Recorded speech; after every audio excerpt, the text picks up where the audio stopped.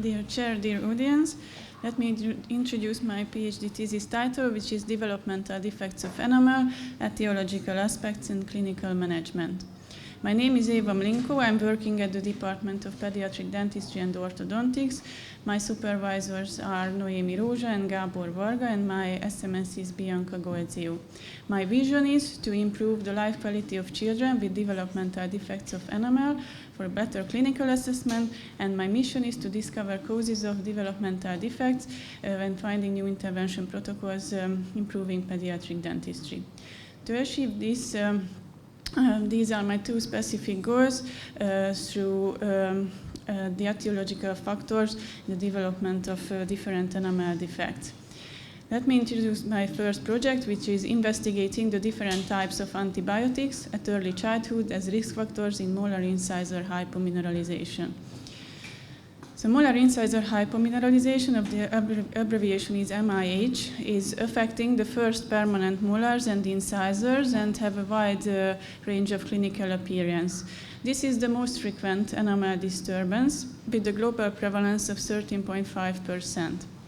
The etiology is still unknown, although we know that the amelogenesis of the affected teeth are at the same chronological time. Many putative factors are listed in the literature regarding to affecting the development of the enamel defects, and tetracycline is already known about the influence negatively the enamel development, although we have less knowledge regarding to the other types. So our aim is to evaluate the strengths between early childhood antibiotic intake and molar incisor hypomineralization. Our clinical question is that does early childhood antibiotic intake increase the risk of MIH? Our population are children with the age of 6 till 14 years. The exposure is the different type of antibiotics, and the outcome is molar incisor hypomineralization.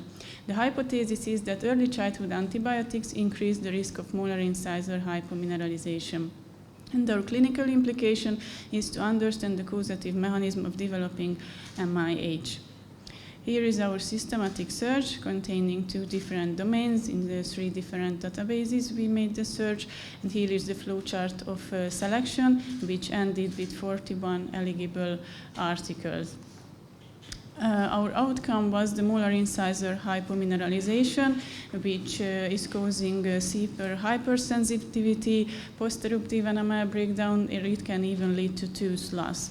This outcome measurement was with odds ratio with 95% confidence intervals, and all of our finished analyses were risk assessment about the different, the general, the prenatal antibiotic intake, and also 4 different types of antibiotics regarding to MIH development. In our first figure, you can see the general antibiotic intake in early childhood on MIH development. Our population was the children who have not taken antibiotics regarding the first 4 years of our life, which is the most appropriate time interval when the teeth are under development and any putative factor can affect the dental development. And we had the population who had taken antibiotics. These population number ended till more than 21,000 patients, and we could include 27 studies. We used the subgroup analysis, the study types.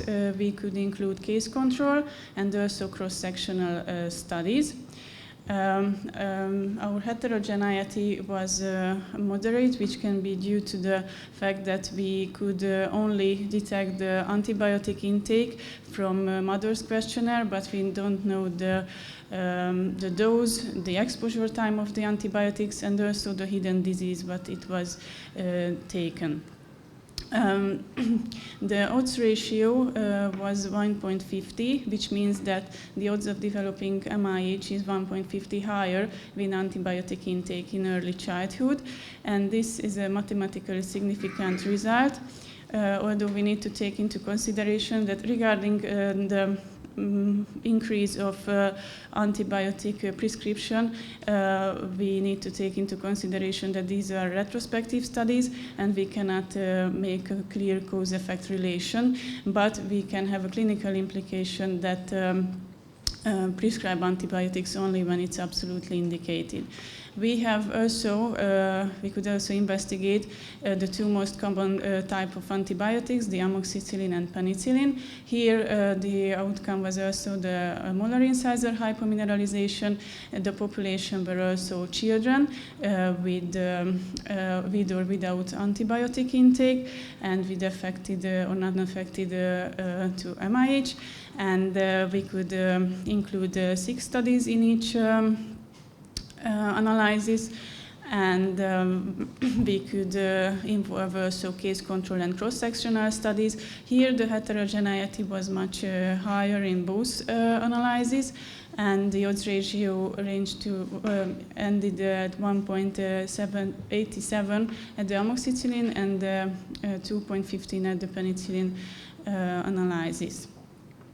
We could also investigate the prenatal antibiotic exposure effect on MIH development. Here we could see also the same tendency. What I would like to mention that all these 3 analyses couldn't reach the mathematical significant level due to the low number of studies. Here is our first project progress. And here we can see the strengths, that this is the first meta-analysis assessing different type of antibiotics with high population number. The limitations are that because of the cross-sectional studies, we cannot, the retrospective studies, we cannot establish a strong cause-effect relationship. We had lower number of studies regarding the types, and the prognostic factor had unknown details, and also the methods were based mainly on questionnaires, or the and so the data collection. And our conclusion is that early childhood antibiotic intake is associated with MIH. The implication for practice is to avoid inappropriate antibiotic use, and accurate medical documentation is needed. The research implication is that we need more preclinical studies which could aim to understand the causative mechanism of action in the development of MIH. Here is our current status. We got a revision request received 2 days ago in the Journal of Dentistry. And this is my second project, which is investigating the association between respiratory disorders at early childhood and developmental defects of enamel. This is also a systematic review and meta-analysis. Here, the developmental defects of enamel can be qualitative or quantitative disturbances, and the prevalence range from 30, so it's basically it's the same, the primary and the permanent dentition, so it's 30%. And what we need to know in the development of this defect is that the time of the amelogenesis, which starts from the 16th week of intrauterine life and ends around the age of 5. And the mineralization starts prenatally by primary dentition, and the permanent dentition starts from birth. And any systematic disturbance during this time can have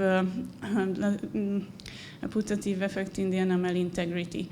As for the respiratory infections, until 4 years of age, this is the most prevalent disease worldwide.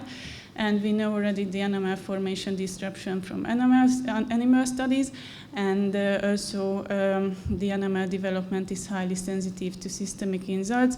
And the problem is that the evidence suggests the association, but the findings are inconsistent yet. So our aim is to quantify the association between different respiratory disorders at early childhood and the risk of developmental defects of enamel in children. Our clinical question is that is there any association between these disorders regarding to DDA? The question framework is a PO with the population of children. The exposure would be the different respiratory diseases, and the outcome is the any type of developmental defects of enamel. And our hypothesis is that there is a significant association between respiratory disorders and the prevalence of developmental defects of enamel in children. Our clinical research implication is to find opportunities for prevention. Here is our preliminary search key. And currently now we are registering the Prospero. We are making the Prospero registration. Here is the summary. The submission date was, the third submission was in May for the first project, and the second project planned submission is in September. Here are my additional activities with some publications, conference presentations, and also education. And I would like to close with this quote. My presentation, that the aim of science is not to open the door to infinite wisdom, but to set some limit on infinite error. Thank you for your attention.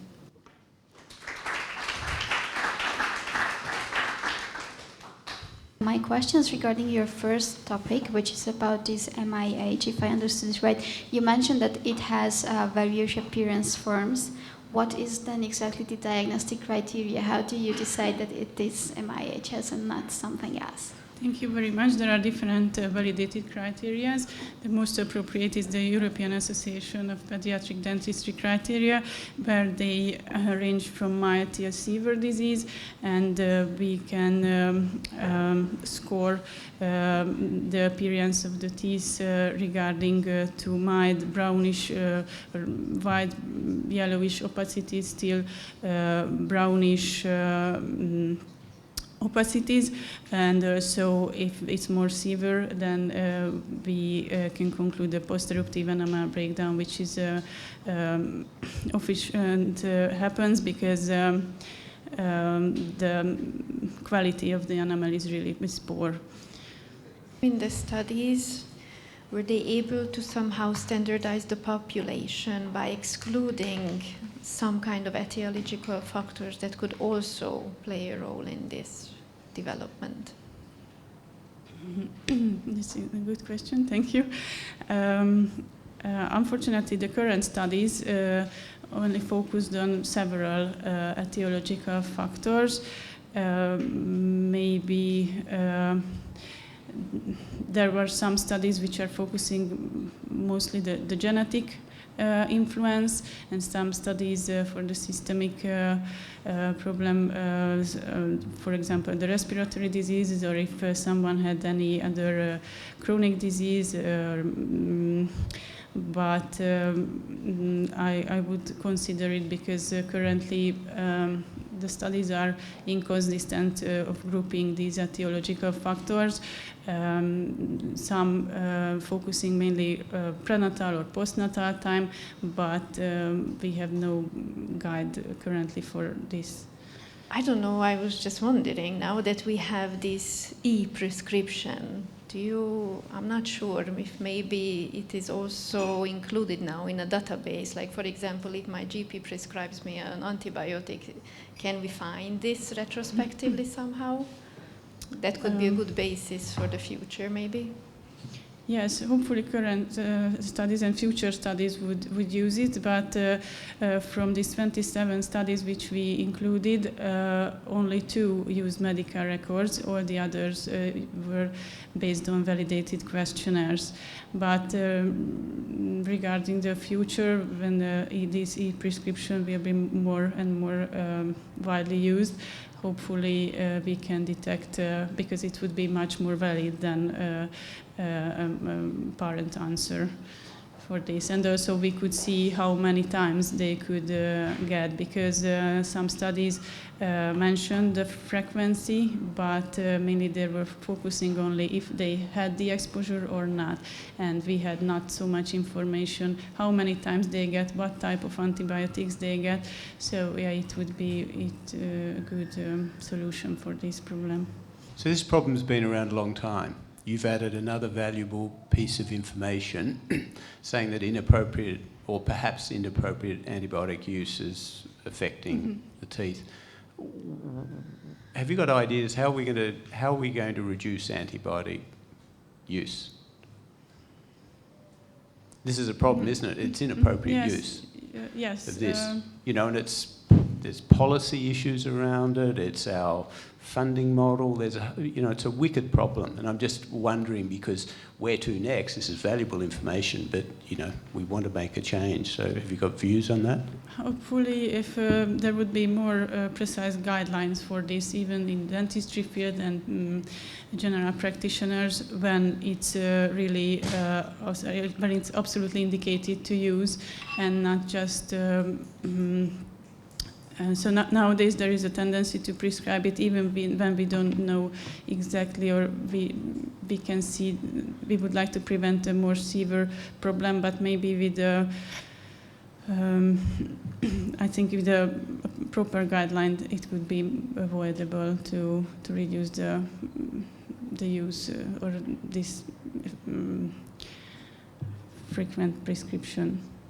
But that's already, and again, maybe I'm being unfair asking this question, but that's already, since, I don't know, at least 10 years, there's been talks around, make sure kids wash their hands, and, hand washing is the biggest problem on the planet, I think, in hospitals.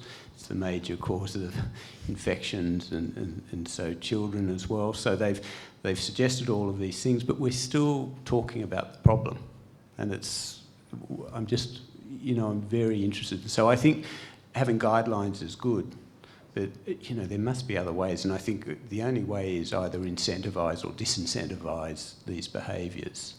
Mm-hmm. It sounds awful, doesn't it? It sounds like we need a military state or something now, but it is, because the downstream effect is amazing. You have antibiotic resistance, there's just, the problems go on and on and on. So it's a great area that you focus on.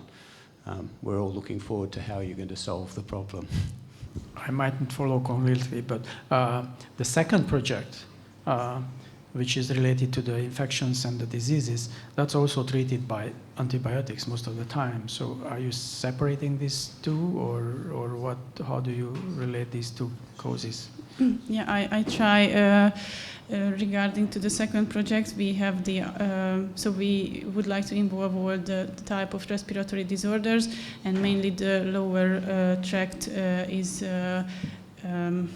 treating with antibiotics. The upper, like for example, mild throat infections are not always, so we would like to see if we can compare this, the upper and the lower, which has more effect.